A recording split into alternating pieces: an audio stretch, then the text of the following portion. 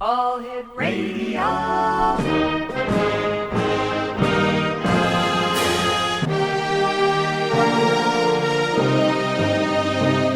Welcome to the X Zone, a place where fact is fiction and fiction is reality.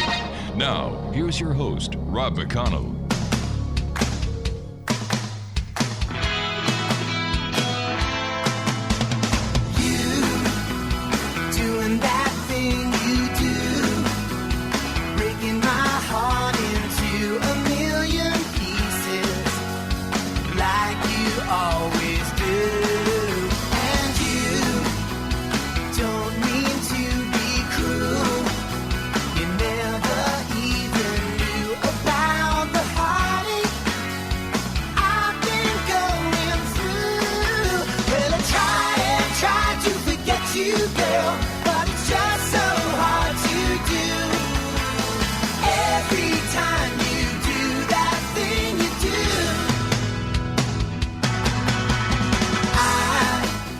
And welcome back to the X Zone, everyone. My name is Rob McConnell, and for the next 2 hours, I'm your host and your guide as together we cross this time-space continuum to a place that I call the X Zone.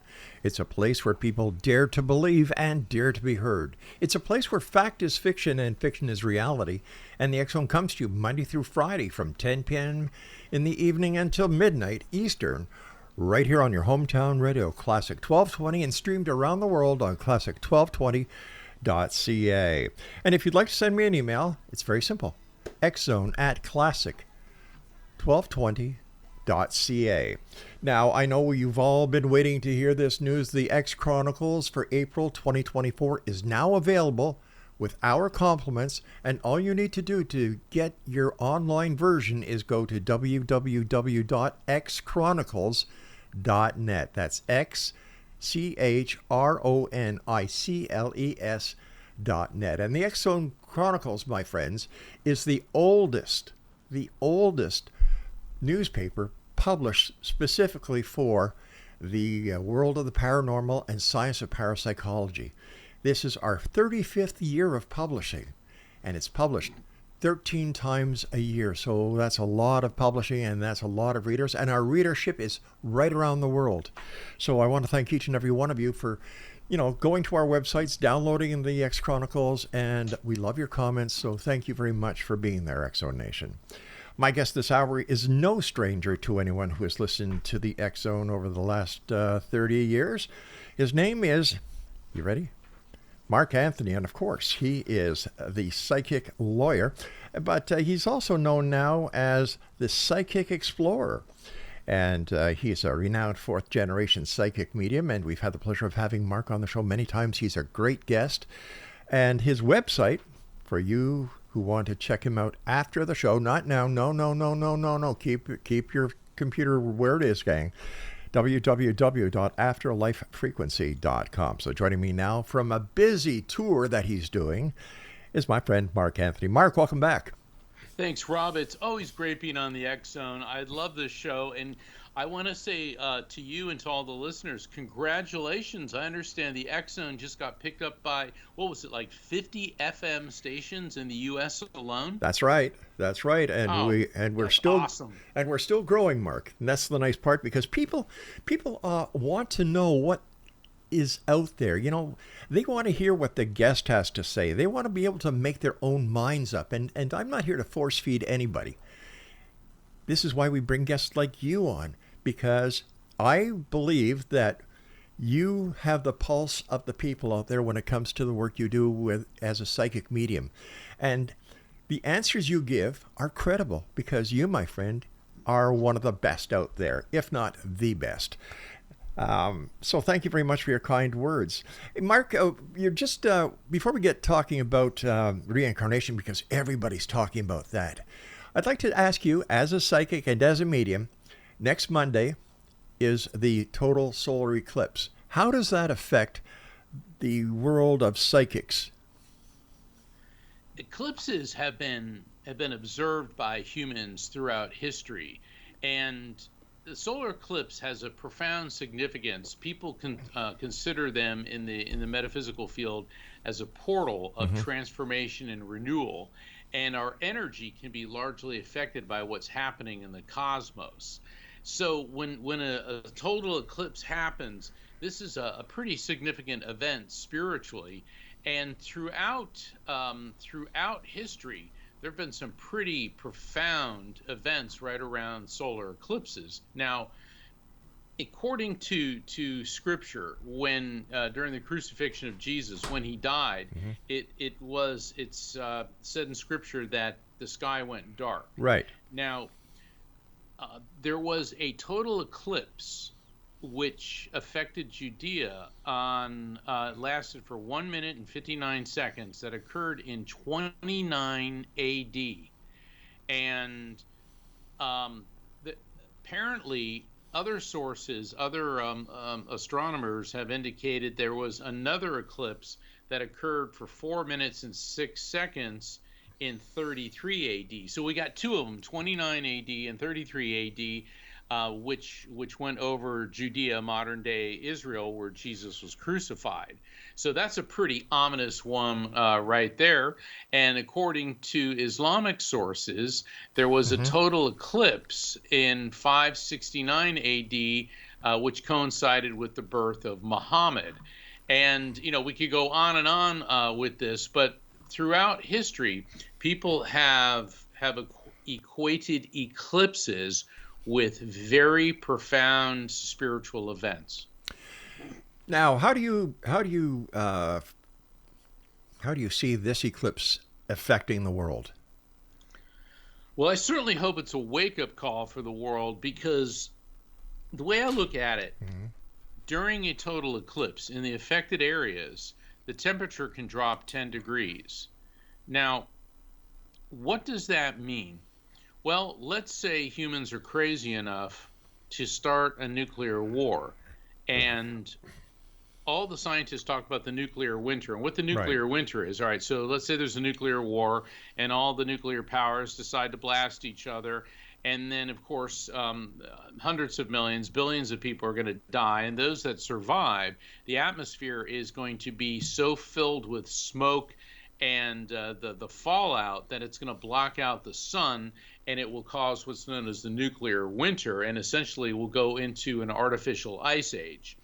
And so the total eclipse, aside from just being fascinating from an astronomical, the point of astronomy, people need to take a serious look at, if that sun went out, what's going to happen to us?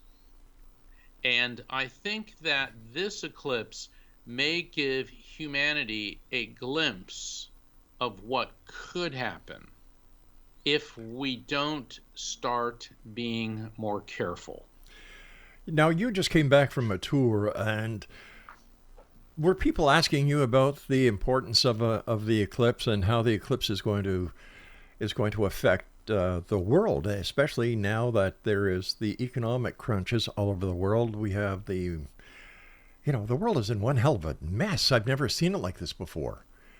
It really has. When I was I just returned from Houston and then from Sedona, Arizona, where I was at the Sedona Ascension Retreat. And of course, when you're in Sedona, first off, it's incredibly beautiful. And at night, it's amazing to be able to watch the stars there, because it's so dry being in the desert. You get a very clear view of stars.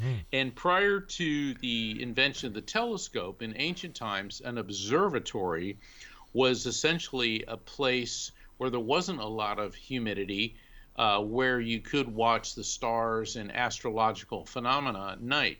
And of course, in Sedona, people are always talking about the eclipse, and a lot of people, we were discussing this, saying that it's going to herald in a shift, a planetary shift.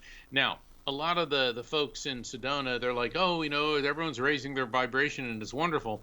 And it's nice to say that, but unfortunately, we don't live in the Republic of Kumbaya. And I'm hoping that it's more of an ominous, hey, you could plunge this entire world into darkness if you keep going on the path you're going. And I'm headed next to the New Living Expo, April 19th through the 21st in San Rafael, California. Then to Florida to the Unity of Tampa for the Reincarnation Conference at Unity of Tampa. And then on May 3rd through the 5th, and I'm speaking on May the 4th, and I can always remember that because May the 4th be with you. I will be at the Edgar Cayce Association for Research and Enlightenment in Virginia Beach. And then in May, I've got 2 online spirit communication events as well. People can find out about all that. You mentioned my website earlier, afterlifefrequency.com. But this eclipse is really fascinating. Unfortunately, I'm in Florida, and I was checking a NASA site. There's a NASA site to see how much of it can you see. And from the vantage point that I'm going to be at, most of the sun will not be blotted out, but there'll be like a corner of it, but I do want to caution everybody, please do not look at the eclipse directly. If you're going to look at the eclipse, do not look at it with the naked eye. Make sure you get those special glasses. They're all over the place, because you can burn out your retina, and you certainly don't want to go blind just to see the sun get blotted out for a couple minutes. In fact, here in Niagara is one of the places where the eclipse can be seen in its totality, down at Niagara Falls, and we're expecting over 2 million people down into the city of Niagara Falls to view the eclipse. Hotels have been sold out for over a year. And wow. In fact, the Niagara region has been under a state of emergency for the last week in preparation for the event, with all the different EMS services, police, rescue, and so on. So it's a big event here, and I agree with you. If you're going to look at the sun, please make sure that you have the proper viewing glasses.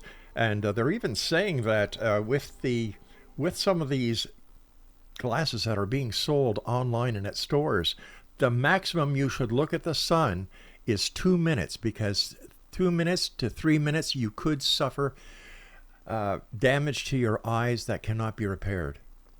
So, people have to be very careful, and there's other ways of observing it. If you look online, there's ways to. I remember there you get a box and you punch a hole in it, and then you allow the image to be projected on a piece of paper so you can see it. So in other words, you'll see the same thing, but without exposing your retina to that type of damage.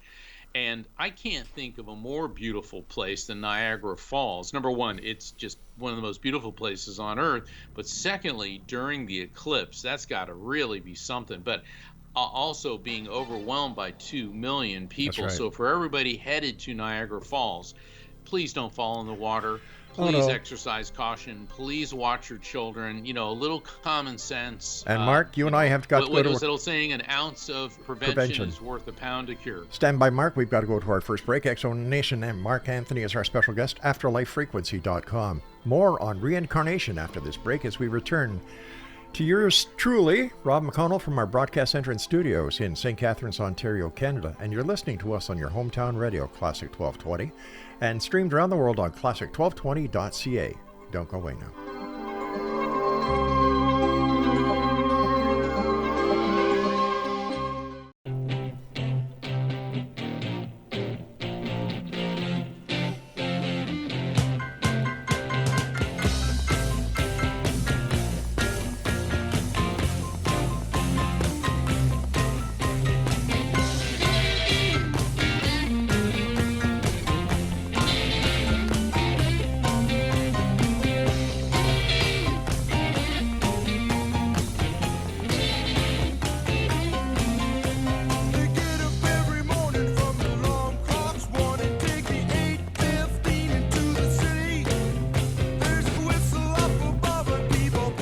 Welcome back, everyone. This is the X-Zone. I'm Rob McConnell. My guest this hour is Mark Anthony. His website is afterlifefrequency.com. You and I briefly touched the topic of reincarnation, Mark, and I've seen over the last couple of years more and more people showing a great amount of interest in reincarnation. Do you have any explanation for why this is, Mark? What I found in my research was astonishing. Normally, when we think of reincarnation, Rob, you think of India, the home of Hinduism, Jainism, Sikhism, and Buddhism started in India. And all those religions reincarnation is a basic tenet. So we tend to think of this as a South Asian, an Eastern philosophy. But according to the latest research conducted by the Pew Research Foundation, the Global Research Society, and Ipsos, which is the Institute for Social Research, get this, Rob, 51% of the world's population believes in reincarnation. Wow. And that includes 33% of Americans. This is a huge fundamental shift.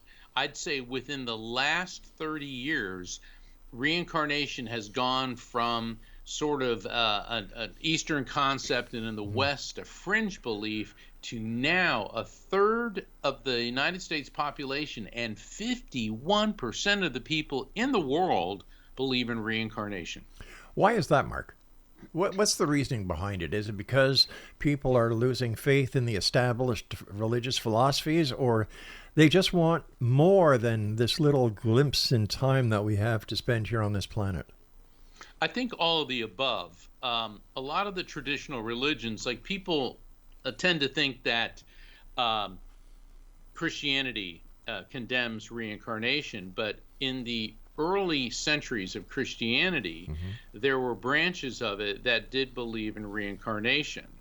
And when you look in the Old Testament at Jacob's ladder, which is in Genesis 28, Jacob, he was he was traveling and he stopped for the night and he laid down and he had this incredible dream where he saw this vast ladder with angels ascending and descending in an unending procession. And, we can make the joke, it's sort of the original Stairway to Heaven in a lot of ways. But Jacob's Ladder is one of the most mystical and studied passages in the Old Testament, or, as folks of the Jewish faith, the Torah, because there have been so many different interpretations of it.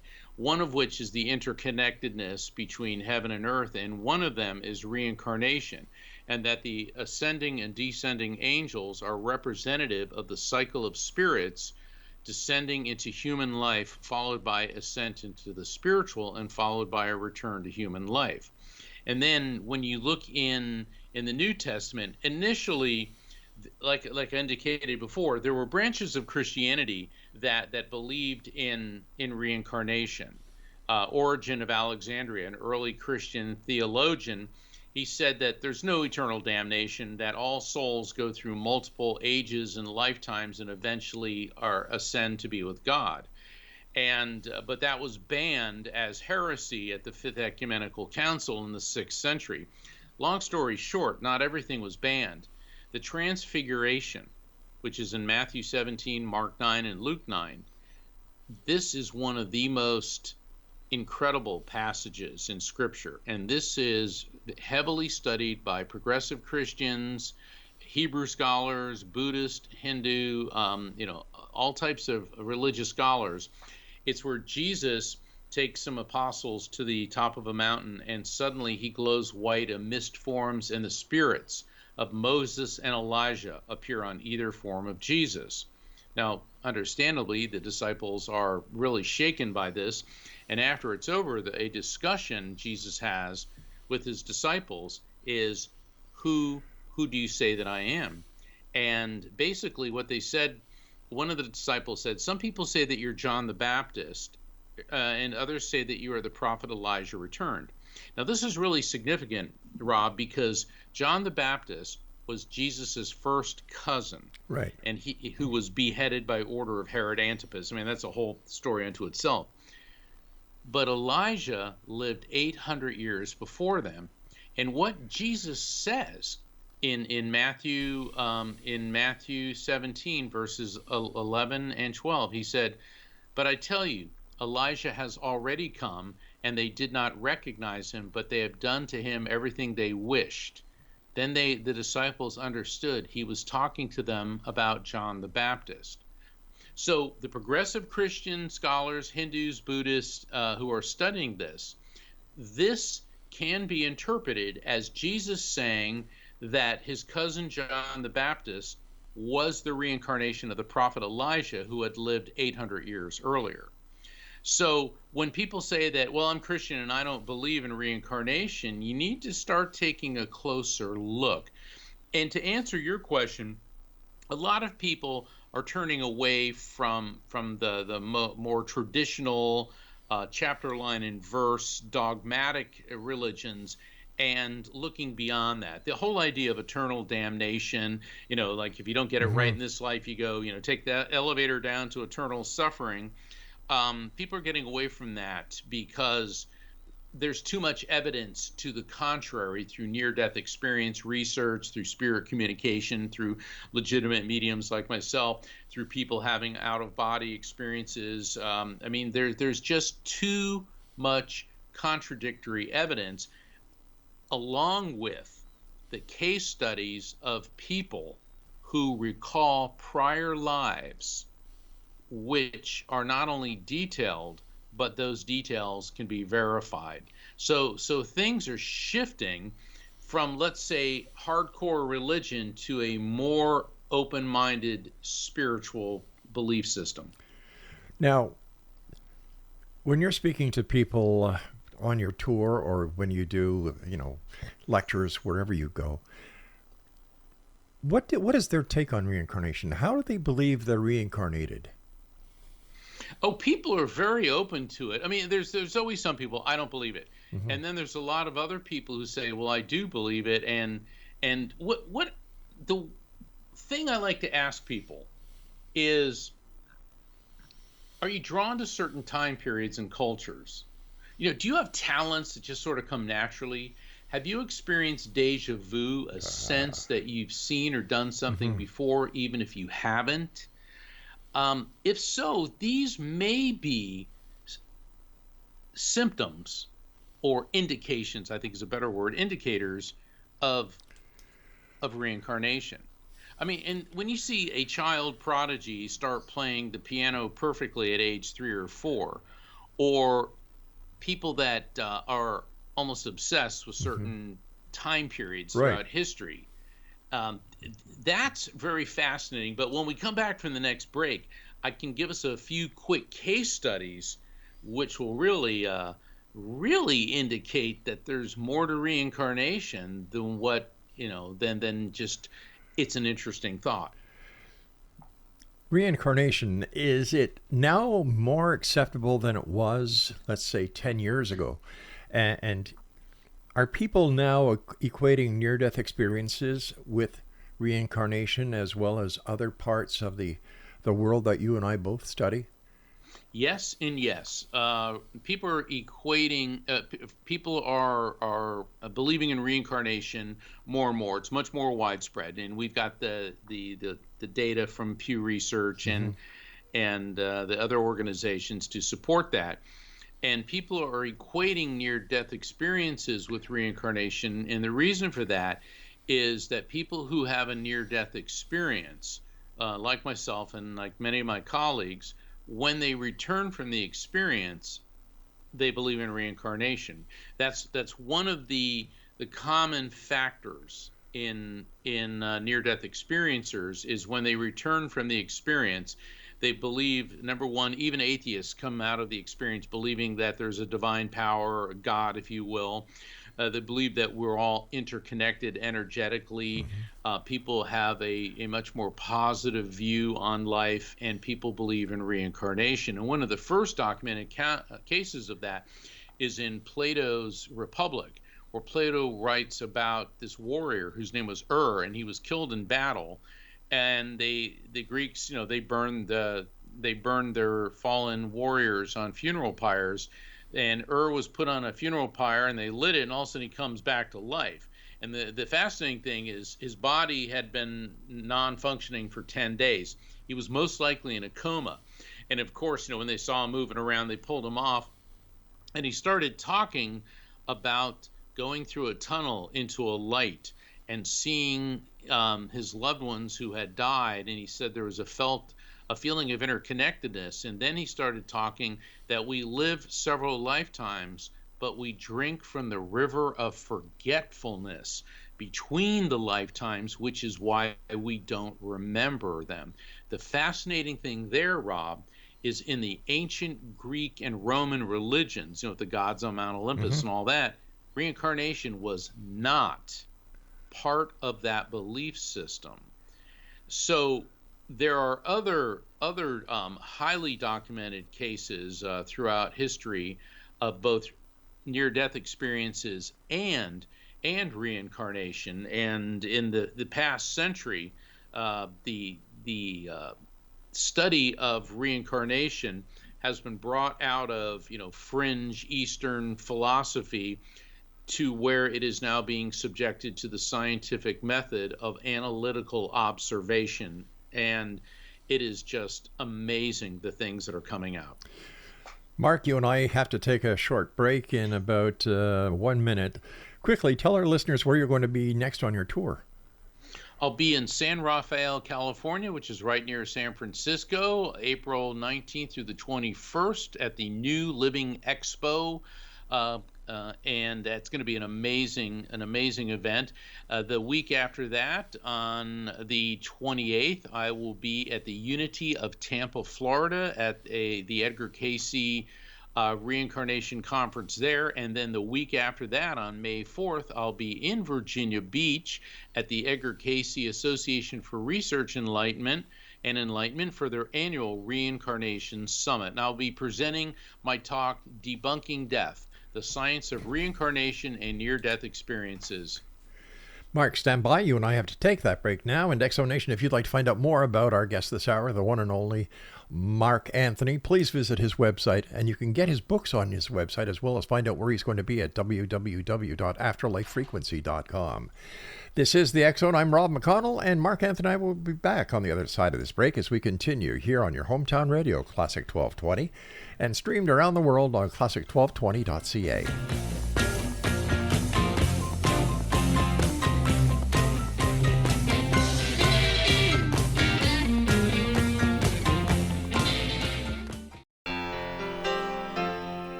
Hello, yeah, it's been a while. Not much. How about you? I'm not sure why I called. I guess I really just wanted to talk to you. And I was thinking maybe later on we could get together for a while. It's been such a long time and I really do miss your smile. I'm not talking about moving in, and I don't want to change your life. Welcome back, everyone. This is the X Zone. My guest this hour is Mark Anthony, the psychic explorer, also known as the psychic lawyer. Yeah, there you go. Brain goes one way, mouth goes the other. What a hell of a mess it can be. And, of course, his website is afterlifefrequency.com. We were talking about reincarnation, and you were going to tell us after we came back from the last break that we just took some interesting stories as well as statistics. There are two ways that people remember prior lives. One is it generally occurs with young children. There'll be a toddler, and around age 3 or 4, he or she will start talking about a prior life with extreme detail. The second way is through past life regression therapy, which is where the subject is hypnotized and brought back into a prior life, and it is used by the American Psychological and Psychiatric Association's PLRs, what is called past life regression, to treat phobias, like get to the root cause of a phobia that doesn't have any basis in this life. But the paradox there, Rob, is that both of those associations do not validate PLR as evidence of a prior life. In other words, they're kind of covering their tracks there. They don't want to come out and take a stance on reincarnation, which I think they're really doing a disservice. But let me back up to children. Mm-hmm. And there's a really great story. It occurred in 1926 in Delhi, India. This little girl, Shanti Devi, she was born in Delhi, and around her 4th birthday, she told her parents, "This is not my home. I have a husband and a son in the city of Mathura, and I want to go back to them. Now, this is India. And so her parents are like, oh, our daughter had a prior life. But she kept going on with extreme detail. And it started getting around Delhi. And she even gave the name of her husband. She named him as Kedarnath. He was a cloth merchant in the city Mathura, which is about 60 miles away.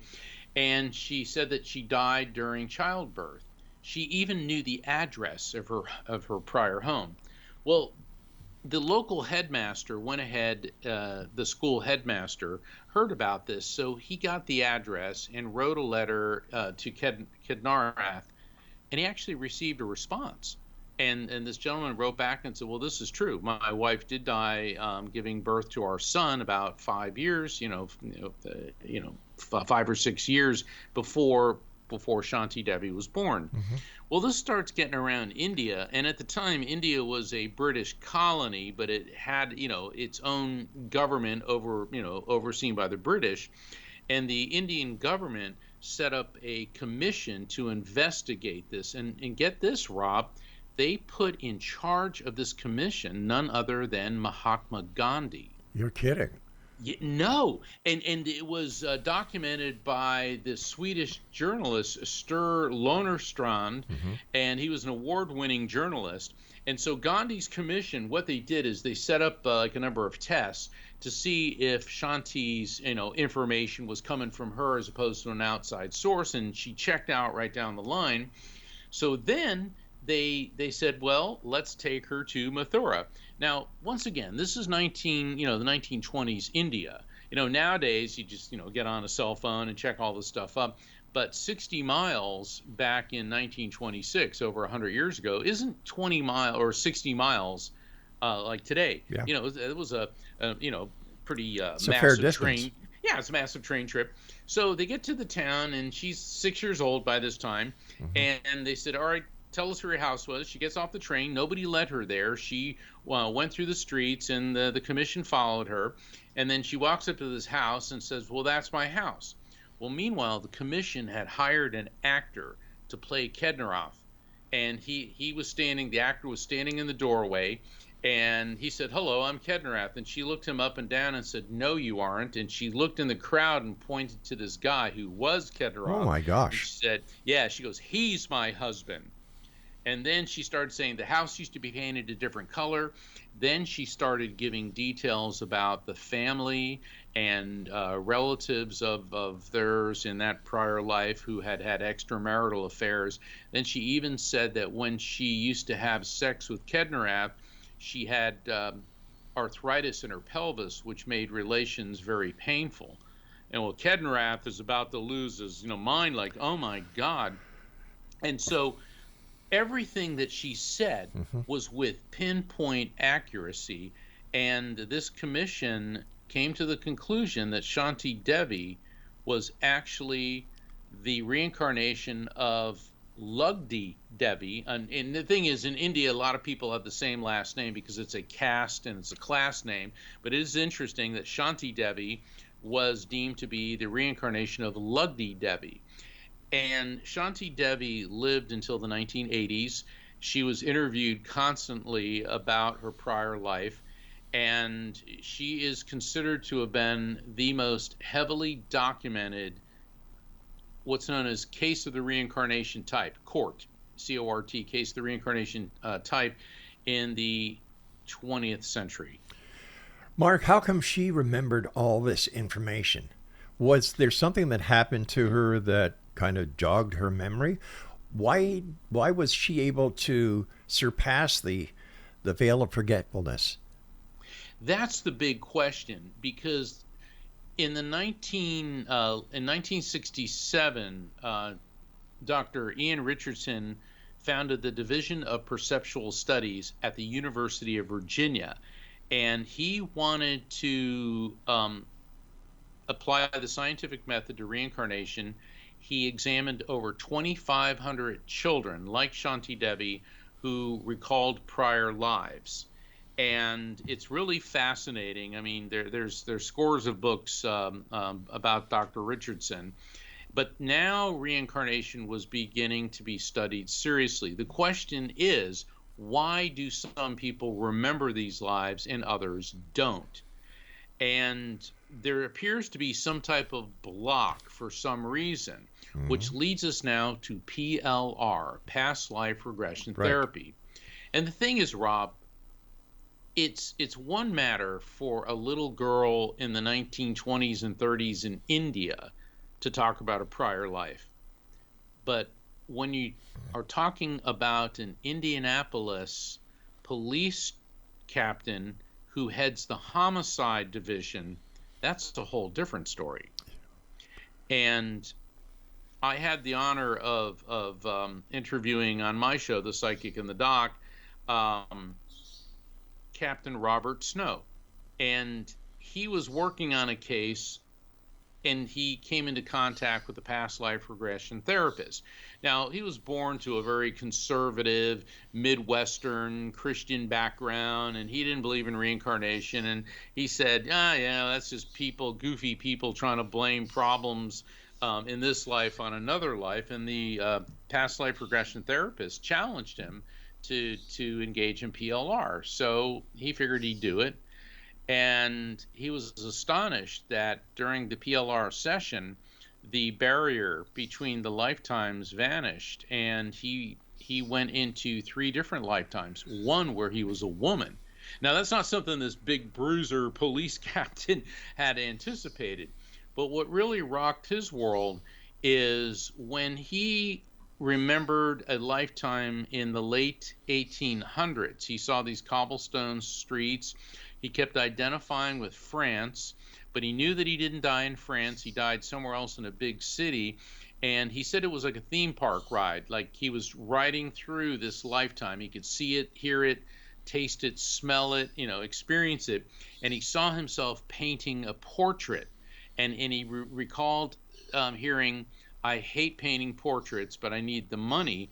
And he saw himself painting a portrait of a hunchback woman. And he comes out of this, and he started taking notes and engaged in PLR several times.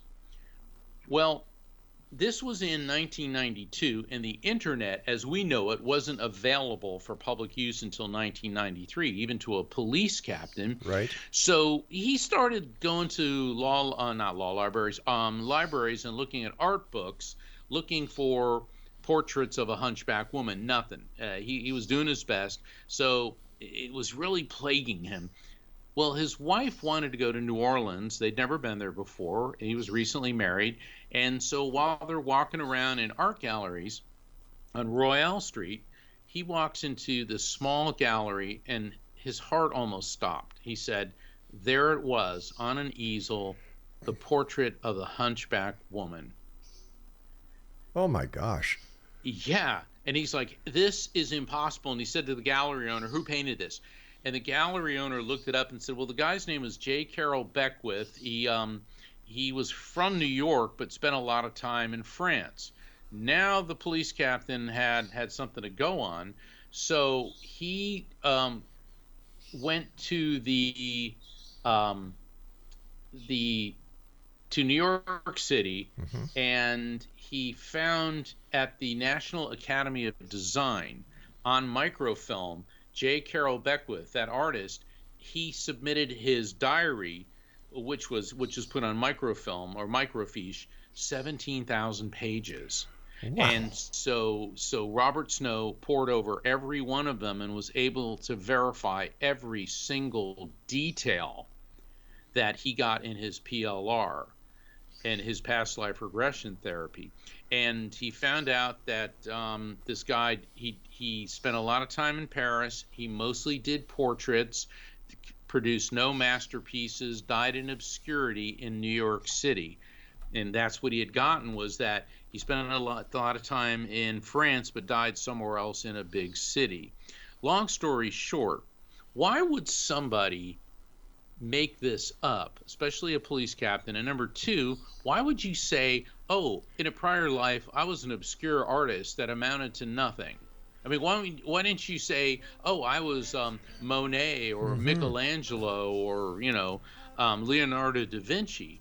And so when studying past life regression therapy, when you can zero in on a more recent lifetime like that. Mark, we got to get going because I've got my final break. I'm sorry, pal. We'll come back to this because this is a fascinating story.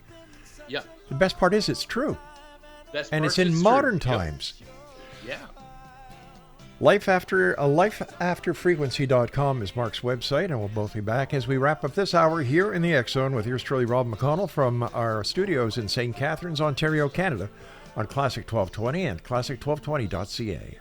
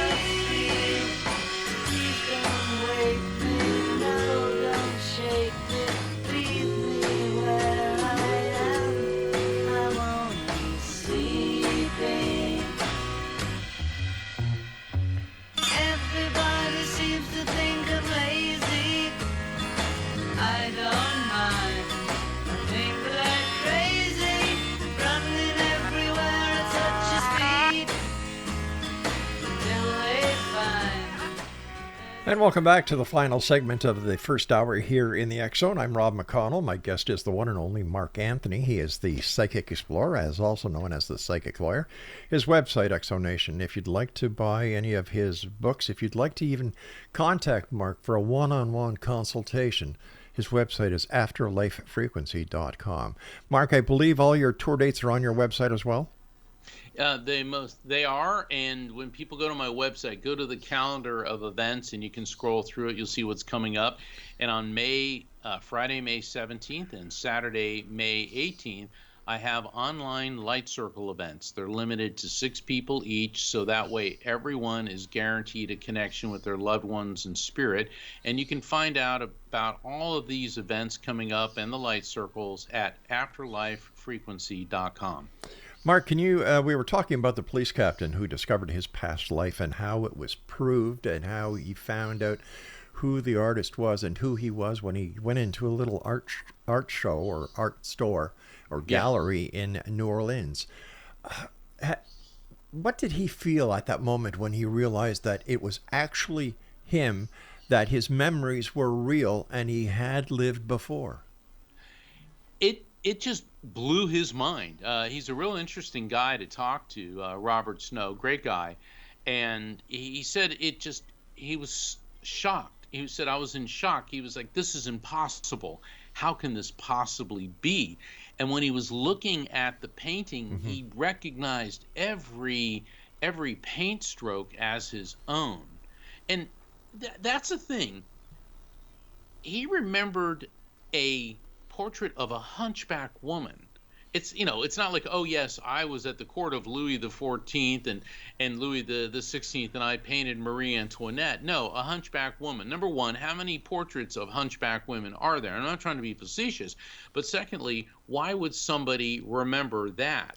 And once again, he wasn't saying I was a famous artist. He was a very obscure person in a prior life. And on the break, we were joking about, we were talking about the movie The Ten Commandments. And it's like, chances are we wouldn't be Moses or Pharaoh. We'd be the guys cleaning up after the horses and camels, because, people are always, I have people coming up to me, and saying, oh, I've heard so many women tell me that in a prior life they were Mary Magdalene. I mean, and I'm not talking 2 or 3. I've had dozens of people say, how many Mary Magdalenes could there have been? There, as far as we know from Scripture, there was one. Right. So when engaging in past life regression therapy, don't be surprised if you weren't Napoleon. Maybe you identify with the Napoleonic era. Maybe you were one of the soldiers. Maybe you were just somebody that worked in a field kitchen. You have to approach anything like this with an open mind. And past life regression therapy is a very powerful healing tool.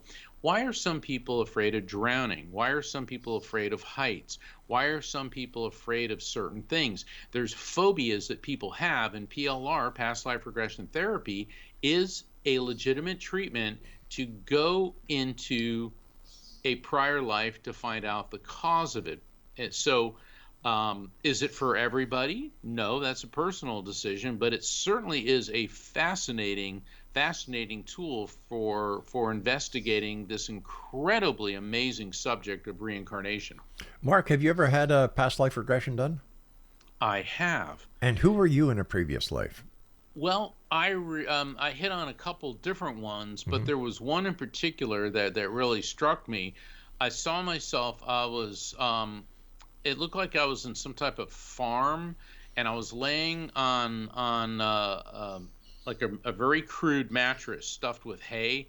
I felt I was around 25 or 26 years old, and I was dying. I was dying of, it felt like some type of lung disease, and I recognized a woman that I associated with as my mother, and I had 3 siblings there. And in this life, I only had 2 siblings, and basically I was dying of something like the flu, but I kept hearing the word Narbo, Narbo, Narbo. And then in that same lifetime, I saw myself younger, about 5 or 6 years old, and I was splashing around in this pool. It was like stone blocks, and there was these arches, and these other little boys were playing with me, and I could smell the water and all this. And the arches they were hewn from stone and made from these huge stone blocks. So yeah, that's neat and all, but afterwards. And when I got home, I started doing an internet search. I was like Narbo, N-A-R-B-O, and I put it in there, and all of a sudden, things started coming up of a ancient Roman town in what is now southern France, which was Narbo. So I'm looking at pictures of it, and my heart almost stopped when I saw the ruins of the baths there.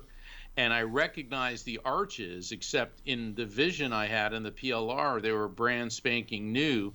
But what I saw, the modern day pictures, they're all broken and in ruins. And so for me, that was pretty startling. When somebody comes back in a different life, do they come back to a family or a situation that they would have had in that previous life? For example, are the parents the same? Are the siblings the same? Or does everything change? That's hard to say. There's a lot of researchers who believe in soul groups. In other words, we go through lifetime. Think of all the people, your family, close friends, as a cast of actors, and in each lifetime, they're just playing different roles. But in a case like Shanti Devi, the parents that she had in the lifetime where she was Shanti Devi were most definitely different than the parents she had in a prior lifetime, because those people were still alive. Okay, because she was a little girl who remembered a prior lifetime. And there's been a number of situations where these young children who remember a prior llifetime are introduced to the family of their prior incarnation, and siblings and people like that. So the answer is yes and no. We may come back in soul groups, and that also doesn't mean that in each lifetime we're dealing with all the same people.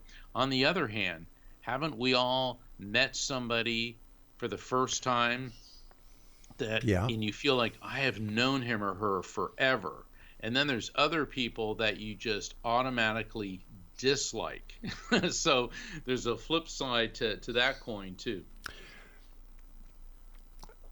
When this past life happens and the person realizes that, that yes, what they've had in their mind all this time is real, what they've felt in their heart is real, the surroundings that they have seen on TV or in books or on the internet were where they were. If they have very sad feelings about that past experience, is there any possibility that this may trigger some emotional damage that they didn't have before. I think it could, but I think generally what happens is when they see something that triggers the sadness, or like with the past life regression therapy, where you're specifically going to confront that trauma, it has more of a healing effect. But who's to say that if you, let's say you come upon a place where you feel like you were murdered. Right. In fact, there's a story, I think it was a little boy in Turkey who said that he was murdered, that, he was bludgeoned to death with a hatchet. And he showed where it was, and so people started digging, and they actually found a body with the back of his head split open, presumably by an axe. So that's got to be pretty traumatic. I wonder if this could be, if PTSD could be brought into this arena. Yeah, absolutely. I've spoken a number of times on ancestral healing and how transgenerational trauma, trauma that happened to ancestors affects us to this day. And I think it may be even more salient in a case of the reincarnation types. That's why I love being on the X Zone, Rob. You ask the best questions. Thanks, partner. Here's another one I don't know, and I'm going to ask this, and I'm asking this not to offend any listener. Is past life a possibility or a reason or the resulting in someone changing their genders? Yeah, I wonder if I said that without hurting anybody. You mean like in the case of transgendered people? Yes. That's a fascinating topic, and I've discussed that with a number of people that study reincarnation. And the thought is somebody, let's say in the prior life, was male, and biologically they're female in this life, but psychologically they're still male. And so, and certainly, and by Rob and I discussing this, we are not trying to be offensive or insulting to anyone. Definitely not. That's simply a theory. And when dealing with reincarnation, I mean, it's a tough topic to research. So that is a possible explanation, because in my travels and throughout my life, I've encountered many transgendered people. I even have a cousin as who's transgendered, and I have no doubt that this is a very real phenomenon. Mark, I wish we could carry on. It's always great talking to you. Again, congratulations on everything that you do. I know that you bring a lot of joy, comfort, and closure to a lot of people every time that you go out, every time you answer the phone. And I know that somewhere tonight in the great unknown, you've touched many hearts by being with us here in the X Zone. So until next time we meet, my friend, God bless, take care, and I hope you come back in the very near future. I look forward to it. Thank you, Rob. And I want to thank all the people for tuning into the X Zone and helping to make it such a huge success. Thank you, Rob. God bless. God bless you, my friend. X Zone Nation, if you'd like more information about Mark Anthony, please visit his website, afterlifefrequency.com. And if you'd like to find out where Mark will be appearing near you, go onto his website and check out the calendar.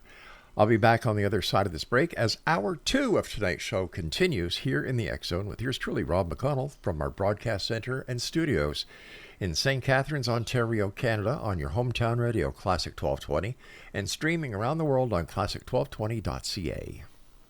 So whatever you do, don't go away.